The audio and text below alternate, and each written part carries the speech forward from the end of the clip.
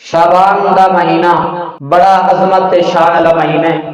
جدوں یہ مہینہ شروع ہو گیا نا تو اللہ دے پاک پیغمبر جناب محمد رسول اللہ صلی اللہ علیہ وسلم رمضان دی تیاری پہلے اس مہینے دے اندر کے کر دینے شروع کر دینے۔ جس طرح کسی آدمی نے کوئی کام کرنا ہوئے اس کام دی تیاری 2 دن 3 دن 4 دن پہلے شروع کر دینا، یا کسی آدمی نے سفر تے گیا ہوئے تو اس سفر دی تیاری پہلے کی کر دینا شروع کر دینا۔ جس وقت یہ مہینہ شروع ہو گیا ہے نا اللہ دے پاک پیغمبر رمضان دی مہینے دی تیاری اس مہینے دے اندر کے کر دینے شروع کر دینے، روزے رکھنے شروع کر دینے۔ کچھ روزے رکھے بعد وچ اختیار کیتا وچ چھوڑ دیتا، 1 روزہ رکھا 2 روزے رکھے 3 روزے رکھے وچ 2 روزے چھوڑ دیتے۔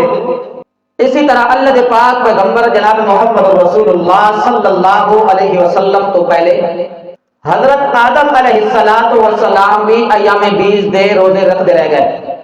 ایام 20 دے روزے یعنی ہر مہینے دی 13 تاریخ دا 14 تاریخ دا 15 تاریخ دا روزہ رکھتے رہ گئے۔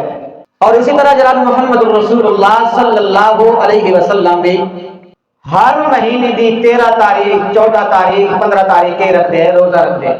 تو یہ بڑا عظمت اور شان والا مہینہ، تو اس واسطے اسامی رمضان دی مہینے دی اس مہینے دے اندر تیاری کرنی کی کر دیونی شروع کر دیونی چاہیے تاں جو ساری ہلاوت بن منجے روزے رکھن دی، بھوک برداشت کرن دی، پیاس برداشت کرن دی۔